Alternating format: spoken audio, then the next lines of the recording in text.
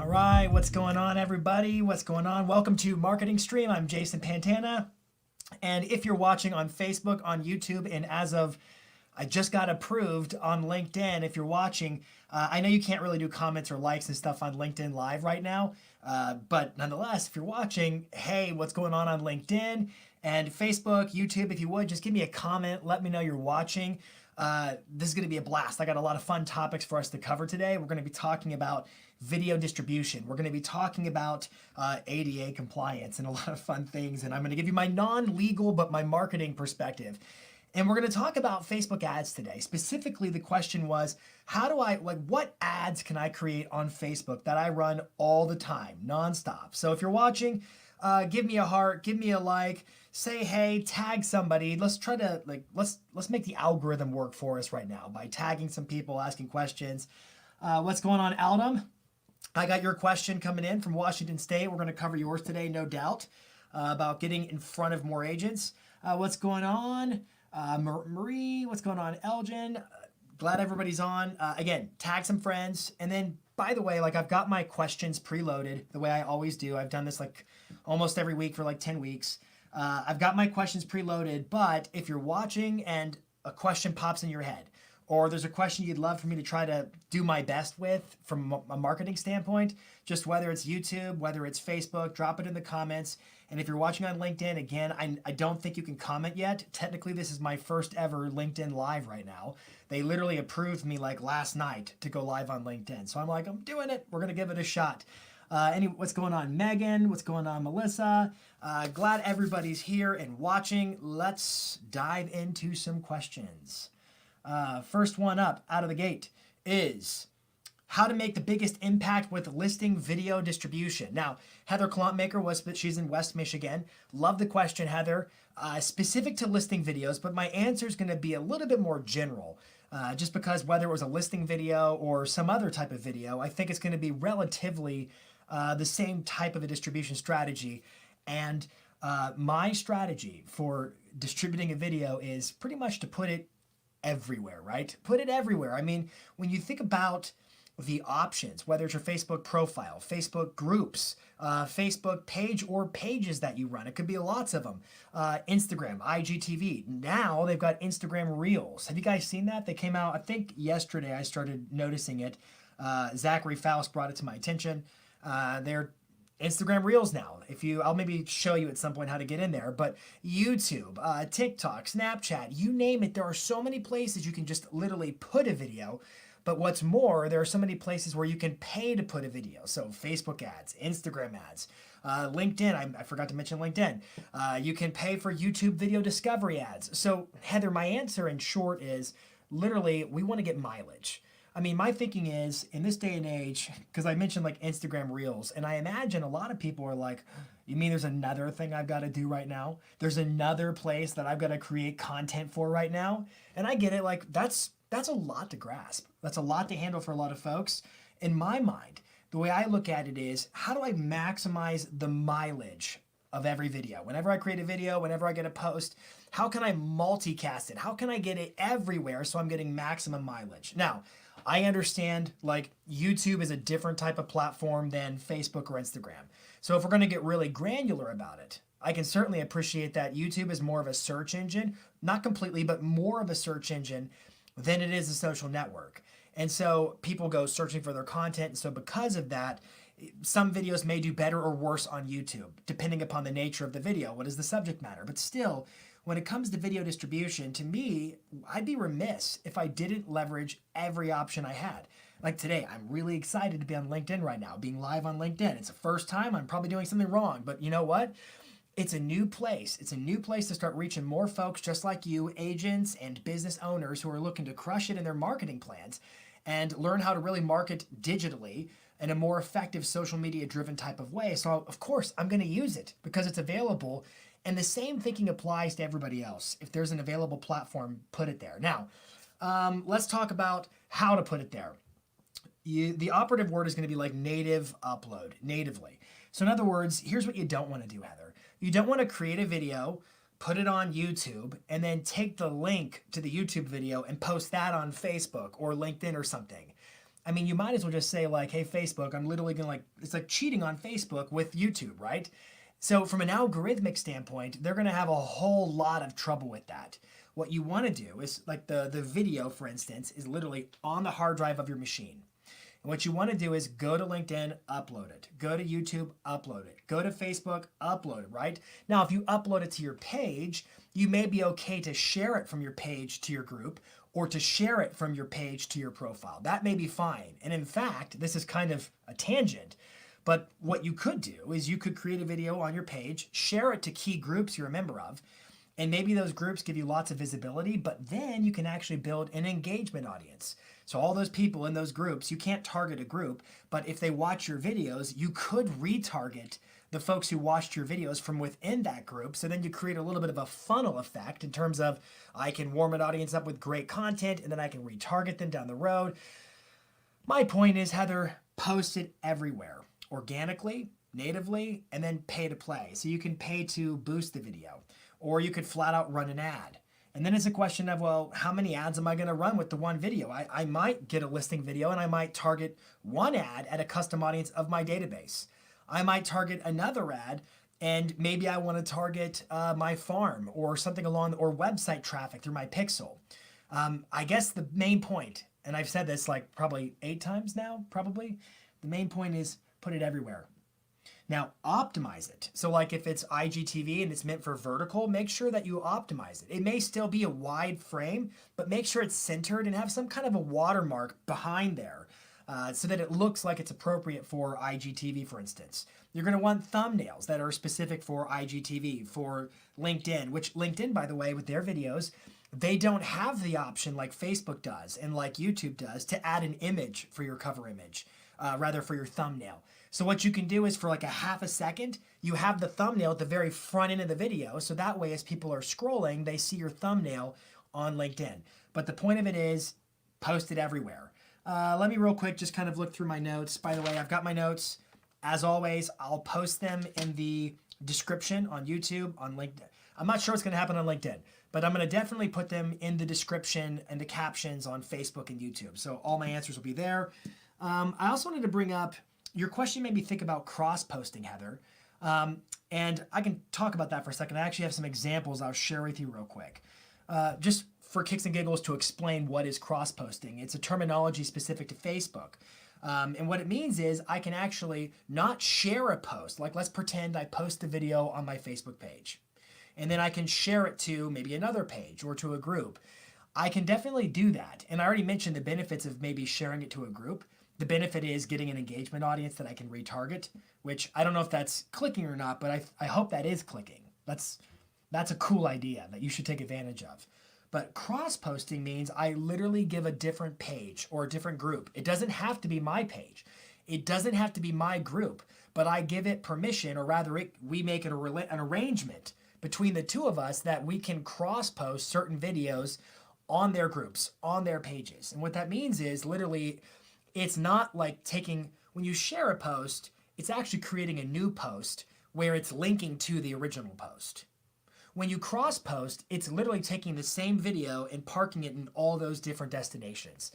And so what that means is, let's say that I got 1,000 views. Well, of those, it might show 1,000 views on the video on Facebook, but it might be that 100 of them came from my Facebook page and 900 came from some group or some other page whereby I cross-posted it there. So the cool thing about cross-posting is, again, a share is actually creating a separate post. It's taking this and it's making a post with a link to the original post. So if I get a heart or a like on the shared post, they don't actually show up on the video itself. So it's all lonely by itself, not getting any love. But a cross post, if somebody likes it in one place or views it in one place, like it's sharing all that data. And so it only reinforces the algorithm, because then no matter where it's being seen or engaged with, Facebook's like, wow, this video is amazing. It's tearing it up. So I'm going to show it to other people in the news feed. I hope I'm not like overwhelming you right now, Heather. Let me share my screen. Let's talk more about cross posting for just a quick second. So I got a couple of things set up. Let me see where to start. Okay, so I am inside my Facebook page, Jason Pantana Facebook page, and I'm in the publishing tools section.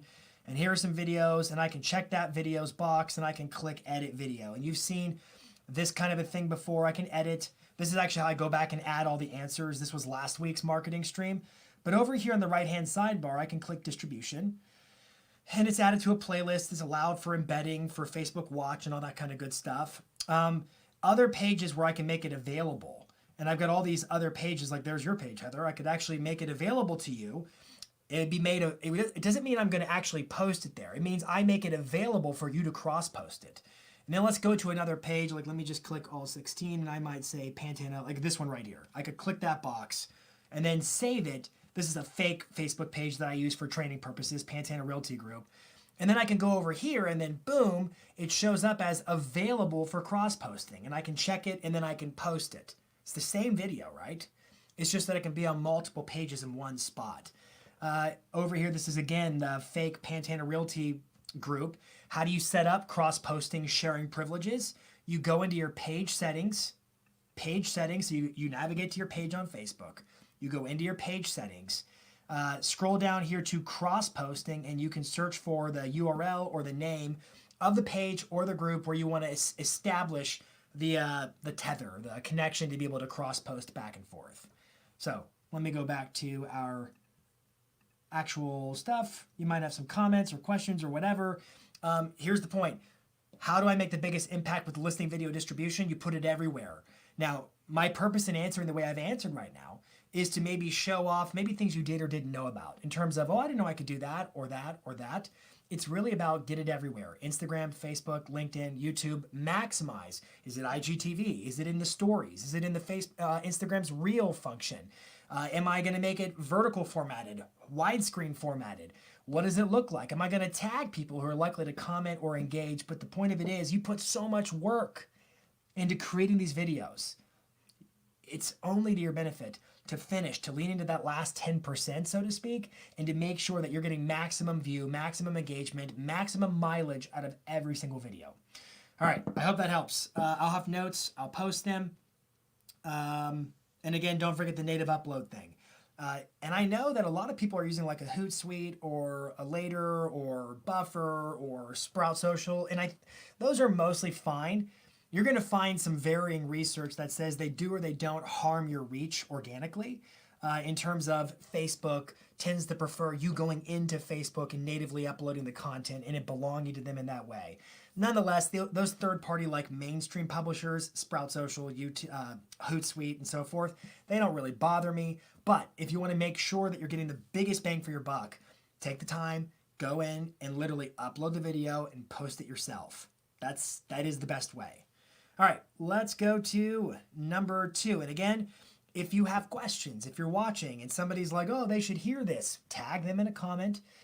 Ask me a question in the comments. Let's dig deep. I don't know everything by any stretch, But if I can help, I desperately want to help. I want to answer as much as I can with respect to marketing, which is why I'm going to give this next question my very best effort. I'm going to give this one an E for effort.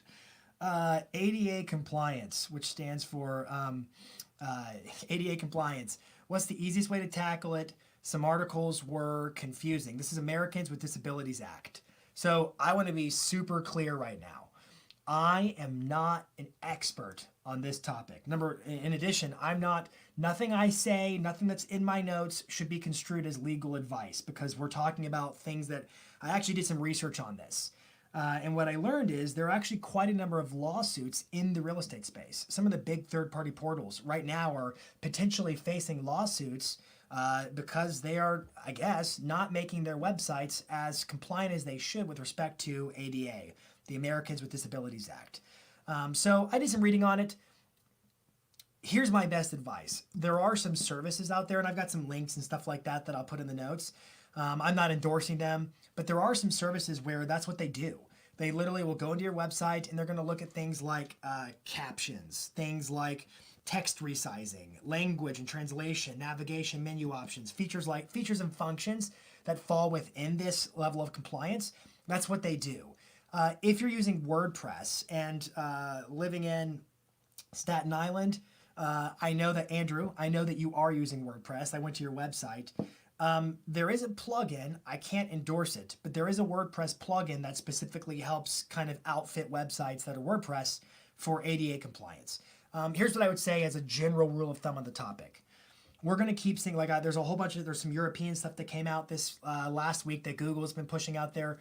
Privacy, compliance, it's going to be a bigger thing from your website standpoint. So make sure you're paying attention. I noticed this morning, and again, I am not an expert. I was on one of my clients' websites. It happened to be a KV Core website, and there was an accessibility at the very bottom footer. I noticed an accessibility option. And I was like, huh. And you know what? Your question actually got me thinking about the topic more than I have. So this is not me answering questions, not at all, nor is it me giving any kind of advice on a subject that's well beyond the scope of my authority, like compliance to a law. I'm not. All I'm saying is, good point, Andrew. We should be better at this. We should be paying attention more to the compliance of our websites, and we should also know that there are some looming lawsuits out there. Typically, it seems like they're on the bigger players side of thing, but you know what? We're looking to make the web ubiquitous and accessible for everybody. So I love the thought. I love the thinking behind it. Let's go to another question. This one also came from you. Are RSS feeds effective to engage a Facebook audience? And before I answer that, let me jump over to the comments. I see somebody commenting in here. Megan said, if you're trying to build your YouTube channel and you have a longer educational video, would it be best to edit a clip down to post on Facebook and Instagram to drive viewers to YouTube? Megan, it was 80% right on. 80% right on. So you're right, like a longer video is characteristically going to be more appropriate for YouTube. YouTube is, and this goes back to the first question, YouTube is more of a search engine. And so because of that, there's generally a higher intent of the viewer to watch more video because they went searching for the content. Now, if it's got recommended to them or they found it through more of a social avenue, chances are they've got a lower attention span. But if they searched like a question and they found your content, there's a better chance they're going to have a longer attention span for you. And so because of that, we tend to find that shorter videos perform better on Facebook and Instagram.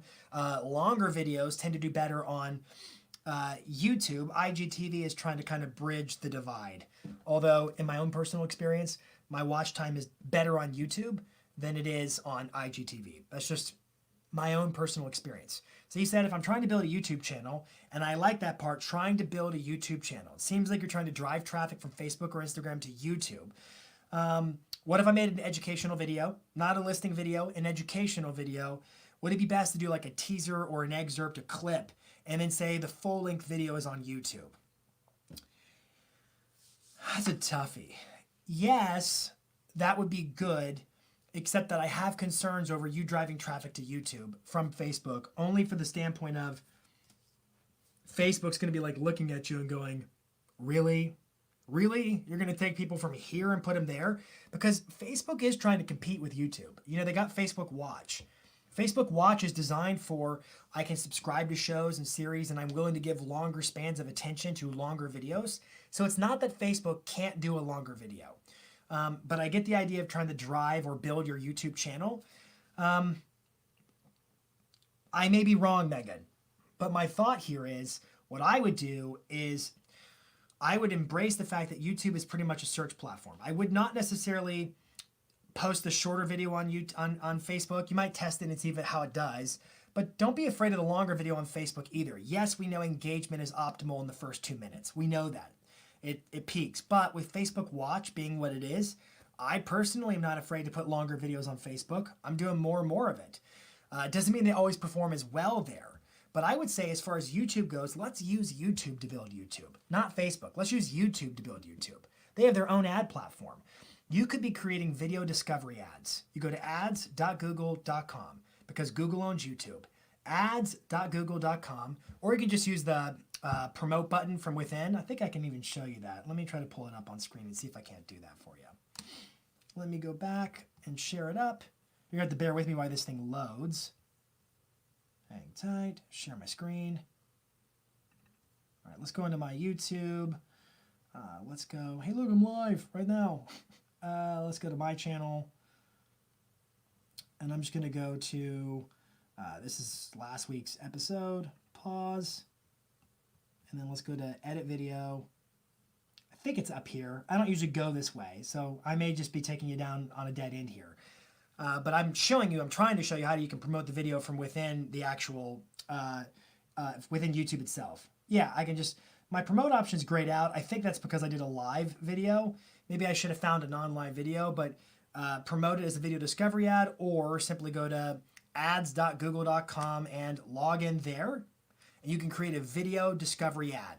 So video discovery ads are different. Let me stop my share. They're different than those in-stream ads, the pre-roll ads. They're not the ones that play and then 5 seconds in you can skip ad. That's an in-stream ad. A video discovery ad shows up in search results. They're keyword driven or something along, it's search driven. So that's my 10 cents, is promote it that way. Okay. That was a long-winded answer, but then again, only I can take an hour to answer 5 questions. So let's keep rolling. Back to question number 2. Question number 3. We're on 3. What am I talking about? Question number 3. Are RSS feeds effective to engage a Facebook audience?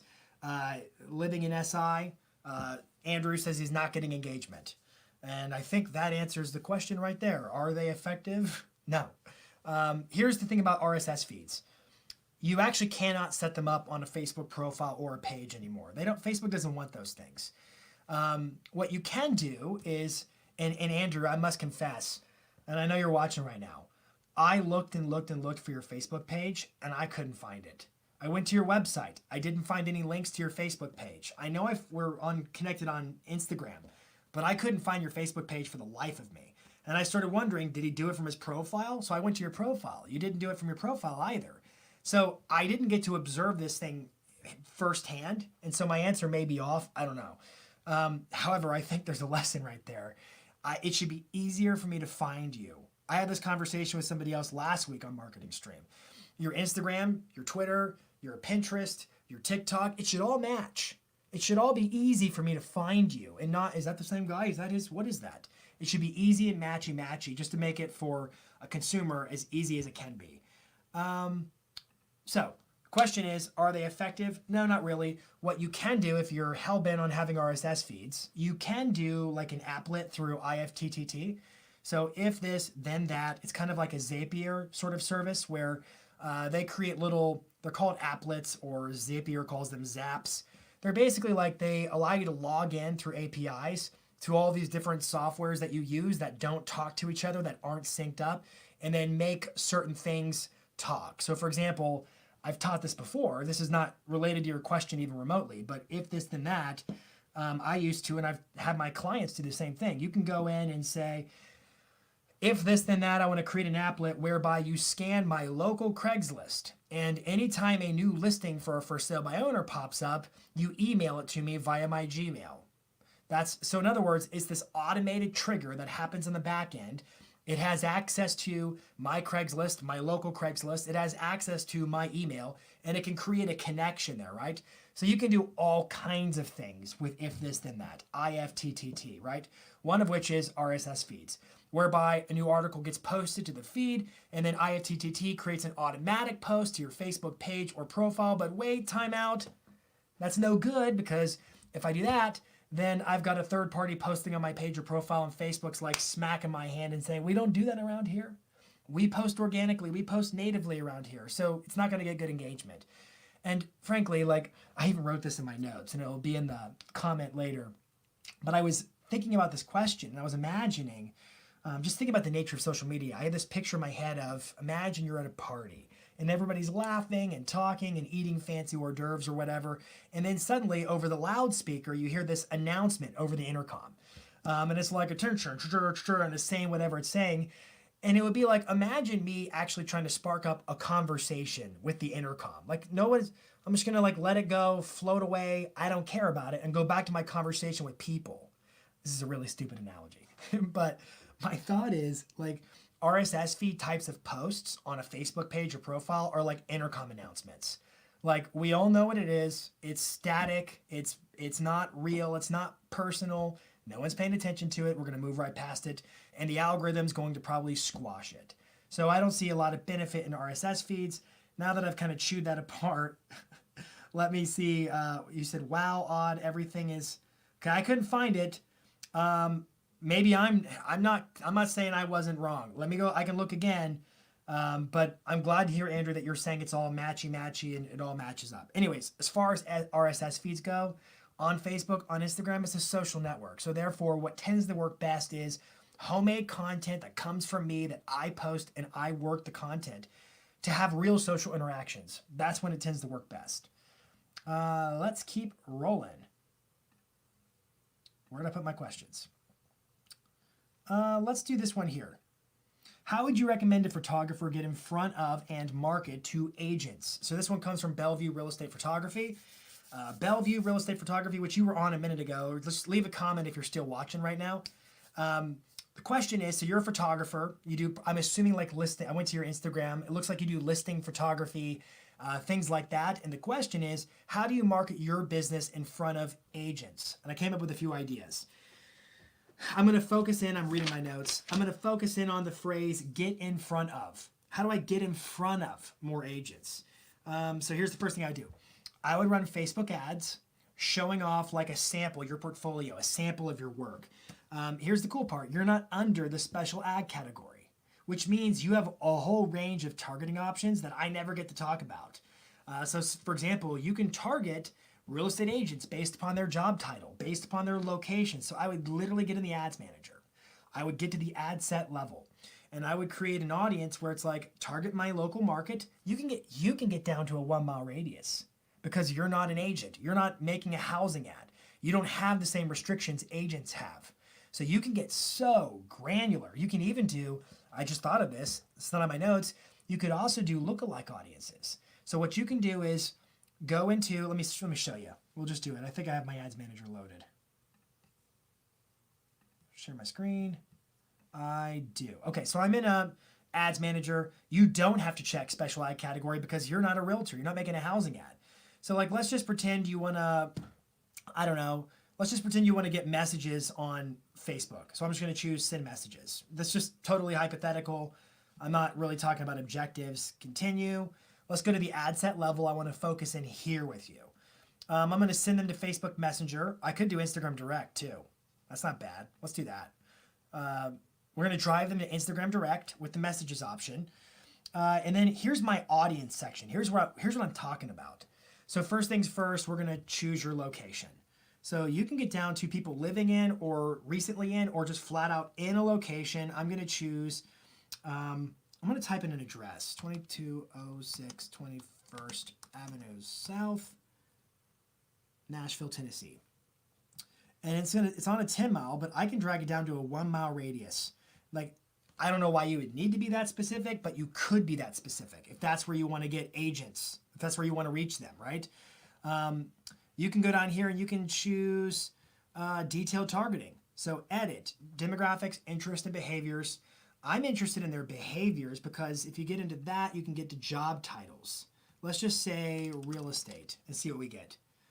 So those are interests. Real estate broker is an interest. I'm more interested in job titles. Let's see what we can get. Realtor. I don't want to dig through all of these. Employers. Just find.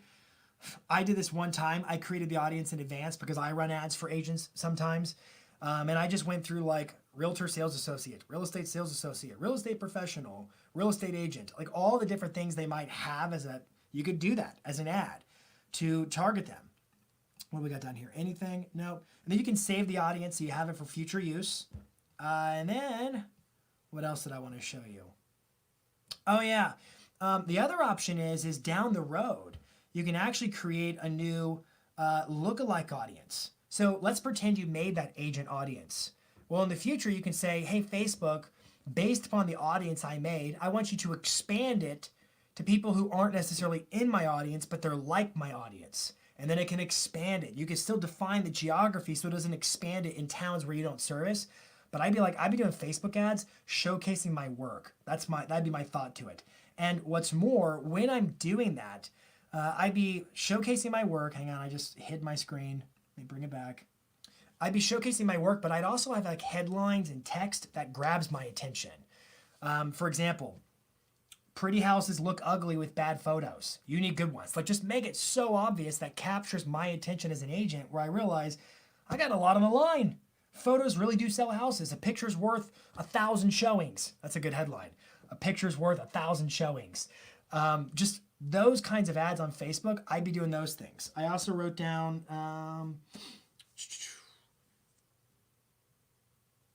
maybe offer like a referral program to incentivize your current agent clients. Hey, if you refer me somebody and they use me for a shoot, I'll give you half off your next shoot. So referral programs. I'd be reaching out to local brokers and managers and saying, hey, is there a partnership opportunity within your company where I could become a preferred vendor? And maybe they get a special perk working with you or a priority or something like that, something that you can't give anywhere else. But I'd be using those types of techniques and tactics to get in front of agents and grow your business. I hope that helps. I hope you do it. I do. I hope you do it. Let me see what the comments are. All right, let's see. Andrew, I'm looking at your comments. We'll make sure people can stalk me easily from now on. Yeah, man. I love it. And then let me know, by the way, your Altum appears to be the name of your company, but your handles and everything are a little, because you got Bellevue, Washington, real estate photography was your handle. So just, I would also make sure everything's clean and easy and I know exactly who you are wherever it is, whether it's Facebook, Instagram, YouTube, email, website, everything needs to be matchy-matchy. All right, let's get on to the last question. Let me pull them up. Last question. What are 3 permanent ads to run on Google or Facebook? What format? So for example, should it be an image or a video? And if it's a video, how long should it be? All right, love the question. So let's focus on those permanent ads. What are 3 permanent ads? Let's talk about Facebook first. And let's decipher whether it's video or whether it's a photo. I'm going to suggest to you that with an ad, you should just test. You should test. Let me just share my screen back up real quick and get back into the ads manager. I may have to jump back up to the top here. So let's go back to the top with this one. First things first, you got to say it's a special ad category because these are housing ads. So I'm going to choose housing just like this. What's your objective? Because my objective in my mind is going to have a clear influence on, is it a video or a photo? I know video rules, right? It does. But sometimes a video could be a deterrent or a distraction to your ultimate objective. Like, for example, if I wanted to choose website traffic, meaning I want them to click the button, learn more, and go to my website. Well, if they're watching the video, that I could see where that could help me or hurt me. So in terms of me telling you, is it a video or is it a photo? I think the answer is test it. It depends. You can use what are called dynamic ads where we can sub out the media and we can let Facebook decide which one's working best in the ad. And then you can roll with that one. So I don't think I would get hung up on, is it a video? It doesn't always have to be a video. But like traffic, lead gen, 3 ads you can run all the time. So here are my 3, ready? Home search, home valuation, and some type of a downloadable PDF, like a buyer guide or a seller guide. Run them all the time. You could have lots of different versions of them running, like there's no harm in just looking. Search Nashville homes on the market today, whatever. Or it could be a list of foreclosures or short sales or price reductions, or it could be homes under a certain price tier in a certain neighborhood. You could have like a lot of variations of home search. But I would tell you that you should have home search ads running all the time. If you look at a service like Ylopo, if KV Core is running your ads, if Boomtown's running your ads, if you've got anything along those lines, that's what they're running all the time. Home search, home valuation. I know that's like old school, but that's what I'd be running, like home search. I would also ask the question, like, what's the first thing a person does when they're thinking about either buying or selling a home? What's the first thing they do when they're thinking about buying or selling a home? The first thing they do is they're going to start searching for homes. Whether they're buying or selling, the first thing they're going to do is start searching for homes. We know that more than 90% of consumers start that search online. So what would I be doing? I'd be making home search ads. There's no harm in just looking. Generic ones, neighborhood-driven ones, price point-driven ones, for sale by owners, or not for FSBO, I keep saying the wrong thing. Foreclosures, short sales, whatever. Home search, and then home valuation. If you have like a landing page for what's my home worth, or you use like a tool like HomeBot, I'd be doing like a find out the value of your home in today's market now, pronto, stat, whatever. Those types of ads to generate leads. And the last one is buyer guide, seller guide types of PDFs. You can get those from, if you're a member of Keeping Current Matters, which I highly endorse. They have buyer guides and seller guides. You can get those and you can run lead generating. You could use a Facebook lead form ad. You could use a link click that goes to a landing page, whatever. You could just make it a link click to your Dropbox and they can download it. You have options, but I'd be running home search, home valuation, and a downloadable buyer or seller guide all the time. Some other options beyond my three is if you're running a team, you might want to have some recruiting ads that are running all the time for recruiting purposes. Duh, obviously, for recruiting purposes. And then I also wrote down, what was the other thing? You may have like a brand piece running. So you might have like testimonials or like a compilation of testimonials type of video where it's just for brand engagement purposes, right? You might have those types, a social proof piece running all the time. And they could have different ad sets. And when I say different ad sets, what that means is same like videos, same content, but I might say I want one of the ads to target my database, but I want to also have another ad where I target my farm. I want to have another ad where I'm targeting all my leads or all my website traffic. And you can literally have multiple ads running. It's called multiple ad sets using the same video, the same captions, the same headlines, all the same stuff, right? Just multiple audiences. So what else did I write here? So home search, home valuation, downloadable PDF. What else did I say? Testimonials, recruiting. Oh, yeah, this is cool. Let me share up my screen.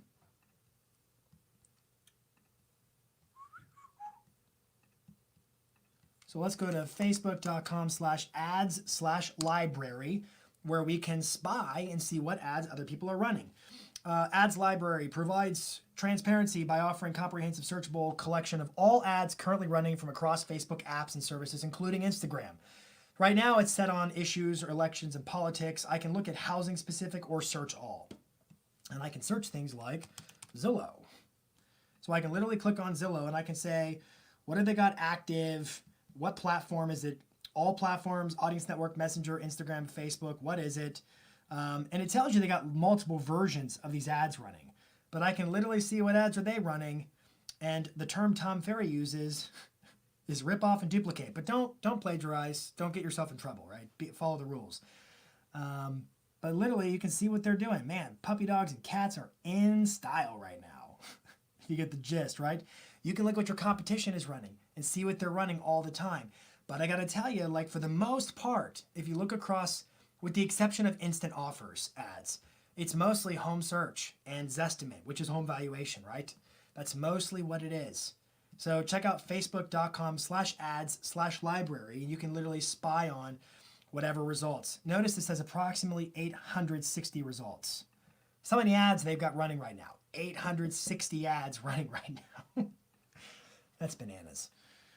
All right, let me stop my share. I want to peek at the comments. All right, so Megan said, That's a good one. I helped a photographer get business when he came to the office. Sometimes going to offices in person works. That was pre-COVID, of course. Yes, yes, yes. I also suggested he donate a small amount per session to a charity that we supported as a company. I love that. It's great, Megan. You should take my job, Megan. You're doing great. Would you say that a home search ad is the best lead generation ad to run? If not, which is? My answer, Megan, is yes. I would say if you were, forcing me, hey, Jason, what's the best ad I can run? If I want to go for like the broadest, most general answer, the best ad you can ever run is Just Listed. Okay, there's no ad that performs better than Just Listed. It's a house because it has urgency. It's about a house. It's home search. It's if you're not running a Just Listed ad on your listings, you're screwing yourself, because you can get messages, calls, rapport, and build up your brand around the town. You're missing social proof opportunities. There's no better ad than Just Listed. However, in terms of an ad that can run on an ongoing basis, yeah, home search is the best. Home search is the best. Again, you can filter down those searches. So you can do like a list of foreclosures. That's a home search ad. Here's what hit, like hot sheets. Here's what hit the market this week. And it depends upon the functionality of your website. If your website can have those pre-filtered searches where they update dynamically. But home search is the best ad. What kinds of ads for a buyer agent? Home search. Home search ads for a buyer's agent, right? Let me just read what else I had here. I want to see if I missed anything that I want to share with you. I didn't really answer on that last question like Google. Let me go back to the actual question. I want to hold myself accountable. What are 3 permanent ads to run on Facebook and Google? With Google, it's going to be home search and keyword driven. Let me be very clear with you. On Google search ads, I don't typically recommend agents doing it themselves. I would defer to an expert. If you have a PPC person, or if you're using like Ylopo or Boomtown or something like that, let them do that. Because unless you understand keywords analysis and all that kind of stuff, just let them do that and drive traffic to your website and just work the leads. However, the Google Display Network is a different story. The Google Display Network is when you're surfing the web, just random websites, and you see little banner ads. They can be long and skinny, or tall and skinny, or square. Sometimes they pop up. Sometimes they're videos. They could be little footers on the bottom of, you're playing Candy Crush on your phone, and this little ad appears at the footer of it, right? Even in an app. Those are all powered by the Google Display Network. The Google Display Network. And what I would do is I would be running ads all the time on the Google Display Network, targeting my market area with my face, my voice, my words, my brand, right? I want to create absolute brand recognition in that community. And it's so darn cheap. I mean, literally a cost per impression is like 1/10 of a penny. It's so cheap to get those impressions. And top of mind awareness works, right? It's not something you do alone. It's a supplement. But I'd be looking at Google Display Network ads, and literally my ads, the question is, what would I be running as far as the ads go? They would be pictures of me, my business, pictures of me with clients, pictures with my logo, my name, my face, my likeness, because I want to create absolute top of mind awareness for my brand all the time. Now, I could have multiple different what are called ad groups. So Facebook calls them ad sets. Google calls them ad groups. Same thing. It just means your audiences, right? So I could say, hey, I want these ads to be run to my database, or these ads to be retargeting my website traffic, or just draw a map and target your farm area, target your market area, and put your face everywhere. That's got some value too from a branding standpoint. So I hope that answers the questions. Let me look at the comments and see if I got anything else that I did not answer. Hold tight. Let me turn that question off. Now or never, guys. Kendra says, and thank you for commenting on YouTube. I love seeing folks on YouTube right now. If you're a brokerage running ads specifically for recruiting on all social platforms, what types of ads would you run? We're attempting to drive people to a separate website to learn more. I'm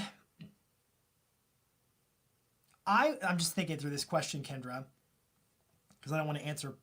One, I do not consider myself an expert when it comes to, I know that agents are 1099 and they're independent contractors, but I defer to you and I put the onus on you to know what rules are around employee, equal opportunity, all that kind of stuff, right? So I don't want to give you any advice that violates any of that stuff that I am not an expert on. Because I do know that one of the, there's housing, employment, and credit. Those are the three that, and election stuff. Those are the four that Facebook really gets in on. So I want to make sure that I don't say anything that's in violation or conflict with one of their policies. So just know that as I talk and open my mouth and say things. I love content that's value add. I mean, you can do a straight call to action piece of content, but you could do an ad sequence whereby maybe you do webinars or trainings, or you have some kind of a resource. You want to make it available to agents just to kind of build some affinity and some trust and rapport with agents, and then retarget people who took that offer with more of a straight up, hey, we should meet. We should meet. We should have a digital coffee, something like that, and just try to connect with them. That'd be my 10 cents. Kendra, if you want, put that question in next week's marketing stream so I can put a little bit more deliberate thought to it. If you ever want to ask a question on marketing stream, I try to answer the questions that you guys put in the comments, and I do my best, but I really put a lot of thought, at least I think I do. I put effort, I should say that, into answering questions that you ask in advance. The way I collect questions in advance is look at my Instagram stories. You can follow me on Instagram. I am Jason Pantana. Here's my stuff at the bottom, Jason Pantana on Instagram. I use my Instagram stories to post one of those ask me anything types of questions where you can input your questions. And then I do research. Like this morning, I was researching ADA compliance. And frankly, I like doing it because some of your questions really challenge me and they push me to learn things that maybe are outside of my comfort zone. Because if you're not learning, you're not growing. And if you're not growing, you're going the wrong direction. So just keep that in mind, but look at my Instagram stories if you ever have a question that you really want me to give some serious thought and attention to. Okay, you guys are awesome. Thank you for watching. If you would, before you go, please give it a heart or a like if you haven't. If you're on YouTube, give it a thumbs up. If you're on LinkedIn, I don't really know what it looks like on LinkedIn because today's my first day being live on LinkedIn. So yay for you. I'm so glad you're here. Nonetheless, give it a heart, give it a like, tag somebody that you want to watch the replay. And you guys are awesome. Thank you very much. Have a lovely day, and I'll see you all next week. Adios.